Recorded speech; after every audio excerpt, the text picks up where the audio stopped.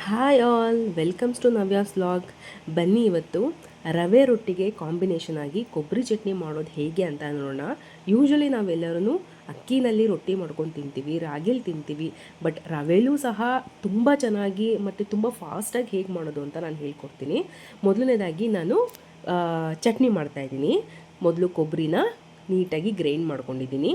ಅದಕ್ಕೆ ಒಣಮೆಣ್ಸಿನ್ಕಾಯಿ 4, ಜೀರಿಗೆ, ಹುಣಸೆಹಣ್ಣು, ಶುಂಠಿ ಬೆಳ್ಳುಳ್ಳಿ ಪೇಸ್ಟು, ರುಚಿಗೆ ತಕ್ಕಷ್ಟು ಉಪ್ಪು, ಇದನ್ನೆಲ್ಲ ಹಾಕ್ಕೊಳ್ಬೇಕು.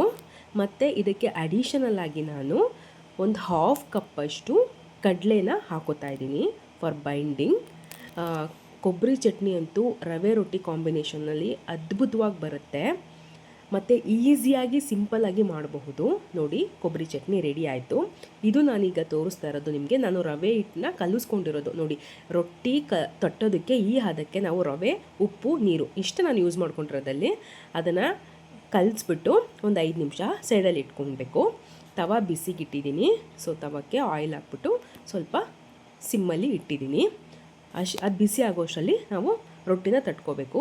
ಸೊ ಈ ರೊಟ್ಟಿನ ನಾನು ಬಟ್ಟೆ ಮೇಲೆ ಹೀಗೆ ತೆಳುವಾಗಿ, ನಮಗೆ ಎಷ್ಟು ತೆಳುವು ಬೇಕೋ ಅಷ್ಟು ತೆಳುವು ಎಳೆದ್ರೂ ನೀಟಾಗಿ ರವೆ ಬರುತ್ತೆ. ಮತ್ತು ನಾವು ತುಂಬ ಬೇಗನೆ ಮಾಡ್ಬೋದು. ಬೆಳಗ್ಗೆ ಬ್ರೇಕ್ಫಾಸ್ಟ್ ಏನು ಮಾಡೋದು ಅಂತ ಥಿಂಕ್ ಮಾಡೋ ಅಷ್ಟರಲ್ಲಿ ಇದನ್ನು ಮಾಡಿದ್ರೆ 10 ನಿಮಿಷದಲ್ಲಿ ನಮಗೆ ಬ್ರೇಕ್ಫಾಸ್ಟ್ ರೆಡಿ ಆಗುತ್ತೆ. ಮತ್ತು ತುಂಬಾ ಹೆಲ್ದಿಯಾಗೂ ಇರುತ್ತೆ, ಡಿಫ್ರೆಂಟಾಗೂ ಇರುತ್ತೆ, ರುಚಿಯಾಗೂ ಇರುತ್ತೆ.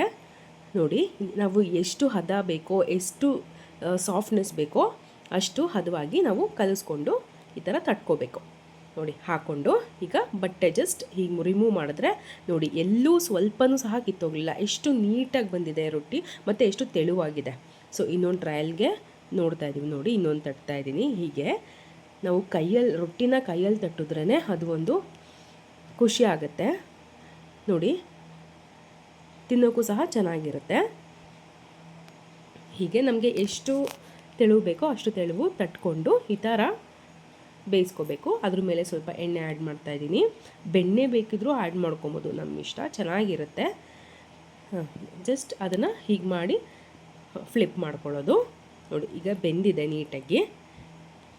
ರವೆ ಆಗಿರೋದ್ರಿಂದ ಬೇಗನೆ ಬೇಯುತ್ತೆ. ಅದನ್ನು ಜಾಸ್ತಿ ಹೊತ್ತು ಬೇಯಿಸೋ ಅವಶ್ಯಕತೆಯೂ ಇರೋದಿಲ್ಲ. ಮತ್ತು ತುಂಬ ಸಾಫ್ಟಾಗಿ ಬರುತ್ತೆ, ಗಟ್ಟಿ ಆಗೋದಿಲ್ಲ. ನೋಡಿ, ಅದನ್ನು ಮುಚ್ತಾ ಇದ್ದೀನಿ, ನಾನು ಮುಚ್ಕೊಳ್ತಾ ಇಲ್ಲ.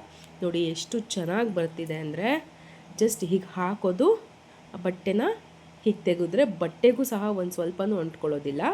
ಮತ್ತು ರೊಟ್ಟಿ ನೋಡಿ ಎಷ್ಟು ಅದ್ಭುತವಾಗಿ ಬಂದಿದೆ. ನೀವು ಸಹ ಮನೇಲಿ ಒಂದ್ಸರಿ ಟ್ರೈ ಮಾಡಿ, ನಿಮಗೂ ಖುಷಿ ಆಗುತ್ತೆ. ಮತ್ತು ಟೇಸ್ಟ್ ಕೂಡ ತುಂಬ ಅದ್ಭುತವಾಗಿರುತ್ತೆ. ನೋಡಿ, ಇಷ್ಟು ಬೆಂದರೆ ಸಾಕು, ಅದು ಬೇಗನೂ ಬೇಯುತ್ತೆ. ನೋಡಿ, ರೆಡಿ ಟು ಸರ್ವ್. ನೋಡಿದ್ರೆ ಅಲ್ವಾ ಎಷ್ಟು ಚೆನ್ನಾಗಿ ಬಂದಿದೆ ಅಂತ. ನೋಡಿ, ಚೆನ್ನಾಗಿದೆ, ತೆಳುವಾಗಿ ಬಂದಿದೆ. ನಾವು ಎಷ್ಟು ತೆಳುವು ಬೇಕಿದ್ರೂ ನಾವು ರೊಟ್ಟಿನ ತಟ್ಕೋಬೋದು. ಸೊ ಇವಾಗ ಸರ್ವಿಂಗ್ ಬೌಲ್ಗೆ ಸರ್ವ್ ಮಾಡೋಣ. ಇದಕ್ಕೆ ನಾನು ರೊಟ್ಟಿ ಹಾಕೋತಾ ಇದ್ದೀನಿ. ಸೊ 2 ರೊಟ್ಟಿ ಹಾಕ್ಕೊಂಡು ಅದಕ್ಕೆ ತುಪ್ಪ ಹಾಕೋಣ. ತುಪ್ಪ, ಚಟ್ನಿ, ರೊಟ್ಟಿ ಕಾಂಬಿನೇಷನ್ ಅಂತೂ ಅದ್ಭುತವಾಗಿರುತ್ತೆ. ನೀವು ಮನೇಲಿ ಒಂದ್ಸರಿ ಇದನ್ನು ಟ್ರೈ ಮಾಡಿ ನೋಡಿ. ಕೊಬ್ಬರಿ ಚಟ್ನಿ ಕಾಂಬಿನೇಷನ್ ತುಂಬ ಚೆನ್ನಾಗಿರುತ್ತೆ.